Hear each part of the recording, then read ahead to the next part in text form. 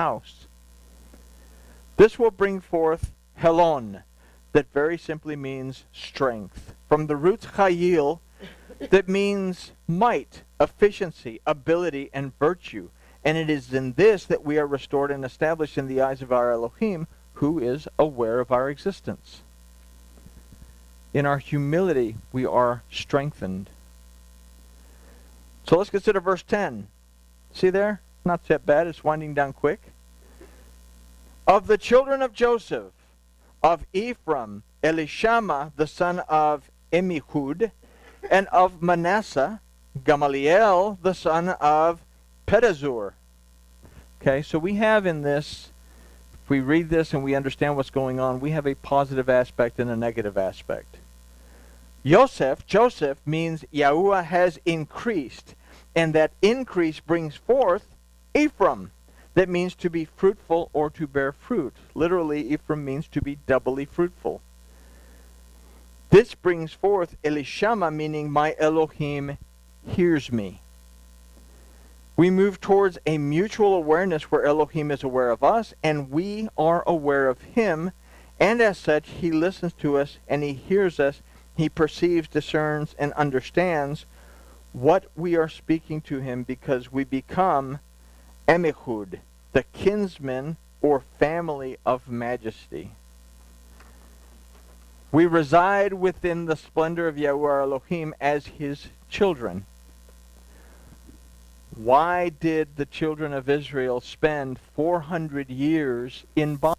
Well, they weren't in bondage for 400 years, but the second part, or better, they were in bondage. Why? When we read in Shemot that the children of Israel started to cry out to Elohim, they started to recognize that Elohim was present. And what happened? He heard them. He says, okay, well, they recognize that I'm here. Now I'm going to do something about it. They're calling me because they recognize I'm here. I've been watching them the whole time. But I am not going to interfere in the affairs of my children. And we take this into a personal level. We have kids. They make stupid mistakes. I'm not going to tell them, don't make that stupid mistake. They have to learn for themselves. Because if I tell them, don't do that, they're going to do it anyway. Okay? It's very difficult to watch our children do things. And that's why in class we talk about thinking things through before you do things and making right choices, hopefully. There we go. All right. I can see young folks back there. I've got a great Sunday class. I really love my young people. All right. So where were we? All right. The name Manasseh becomes a warning to us, as it means to cause to forget. It's a reminder for us to remember those things in the name Eliezer, where we ask, are we in a state where we're giving attention to our moving towards a state of restoration that is established in Yahuwah Elohim, or are we in a state of adversity because we give our difficulty power over us to where we close our minds and ability to remember that Yahuwah Elohim is present and aware of our condition? I need to ask shorter questions that lead to less breath usage. Are we aware of the lamed that precedes Manasseh?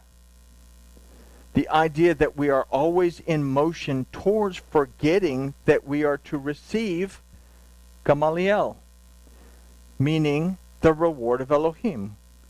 Gamaliel is made possible for us through Pedazur, meaning the redemption and the ransom. Yahusha paid both for us to be able to enter into the house of Yahuwah Elohim as his children.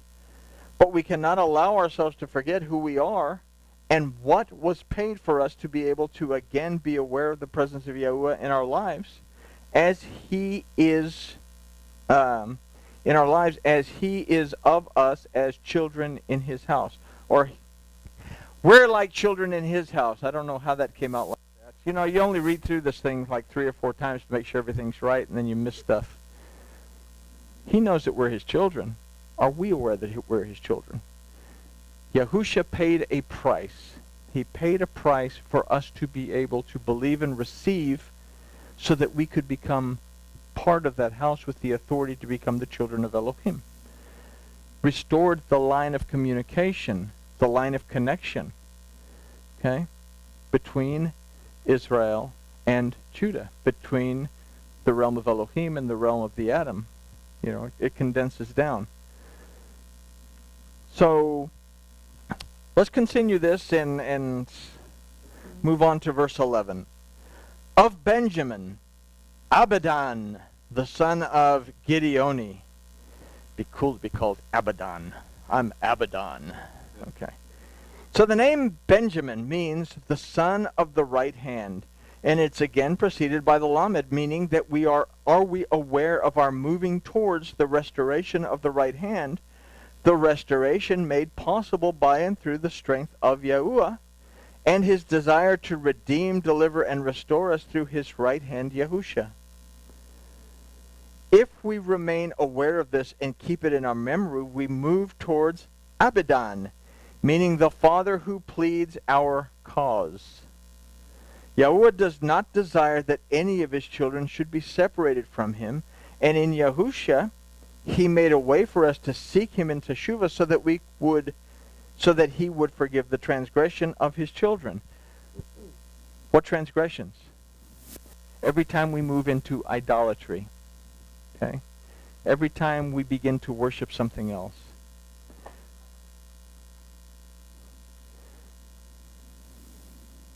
Things like theft or murder or beating someone else, if my people are beating someone up, if my people will call upon my name and humble themselves, I'll hear them and I'll forgive them. But there's one particular sin that required Yahusha to intervene, and that is the sin of idolatry. That is what separated Israel from their Elohim. And the only way to bring Israel back into a relationship with their Elohim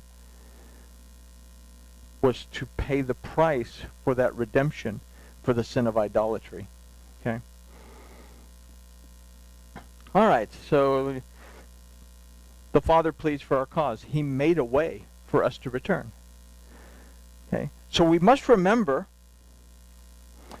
this so that we are not moving towards Gideoni, meaning to hew or to cut off. We do not wish to move towards a state where we are separated from our Elohim. Yahusha paid a price so that we wouldn't have to be separated from our Elohim, because the Father pled our cause and made a way to pay the ransom and to pay the redemption price for us. Okay? So considering that, let's go on to verse 12. Of Dan, Echiezer, the son of Ammishaddai. So the name Dan means judge. Again, we have this lamed that means to move towards something. So we consider this idea of moving towards judgment for the good or for the bad. In the name Ahiezer, we have to consider the root ezer, that means a system of support, as in where we find help in our time of need. And this concept takes us back to Elazar, where we ask, are we in a state where we give attention to our moving towards a state of restoration that's established in Yahuwah Elohim, or are we in a state of adversity because we give our difficulty power over us, to where we close our minds and ability to remember that Yahuwah, our Elohim, is present and aware of our condition? Do I make the things that I encounter in my life my Elohim? Okay? In order to answer this, we have to recall to mind Ammishaddai, a name that means my kinsman is almighty. If we will remember whose house we are a part of, then our choice in Elazar is our choice in Ahiezer, will determine our condition as we move towards Dan. Okay? It's all about the choices that we make. Who's responsible for the choices that we make? We are. Okay? So let's go to 13. Of Asher, Pagiel, the son of Okran. Okran. Fighter of the universe. Oh, that sounds cool. Okay. Let's make another Transformer movie. So the name Asher means joy or happiness. And again, we consider the Lamed to move towards a state of being that we can move towards and reside in if we keep our Elohim in our remembrance and also remember that he is aware of us. We move towards joy. We can live a happy life. This will cause Pagiel to become evident in our lives, where we experience the power and the ability of Yahuwah our Elohim to act and bring manifestation in our lives. Pagiel means the impact of Elohim, from the root paga, that means to encounter, to meet, and most importantly, to cause intercession. We have Elohim, we have a mighty power, a force that brings manifestation into our life if we will build a relationship with our Elohim, who is Yahuwah. It means in every aspect of our life, at every moment of our life, there is an impact made by Elohim, by this multitude of forces that influence every aspect of our life.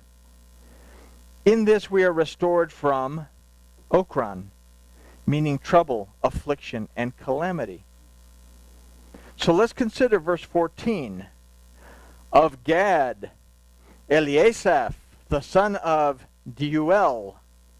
So the name Gad means troop, from the root gud, that means to overcome. And then they made a cheese. Oh. Haha. Okay. When we remember that Yahuwah is aware of us and has an impact on our lives, we are able to overcome because we become aware of Eliasaph, meaning Elohim has increased. The root of this name is Yasaph, that means to increase, to add, but most importantly, to be joined to. Our Elohim does not only bring us increase, he enjoins himself to us to empower us to overcome any and all obstacles. I can do all things through Mashiach. I can do all things through the anointing of Yahuwah that gives me strength because I'm connected to the source of everything, and I can overcome anything because I know what to do. If we will remember that he is aware of us and we seek to make the right choice in Eliezer. Again, it's redundant, but hopefully it'll burn it into our minds. Where we ask, are we in a state where we give attention to our moving towards a state of restoration that is established in Yahuwah our Elohim? Or are we in a state of adversity because we give our difficulty power over us, to where we close our minds and ability to remember that Yahuwah our Elohim is present and aware of our condition? This verse is about connection, and the final stage in that connection is found in the name Deuel, that means to know Elohim. The root of this name is very important. It's yada, that means to know, to learn about, to seek, to find, to distinguish and discern, and most importantly, to know by experience, to recognize and to acknowledge. Yada is the root of the word Torah.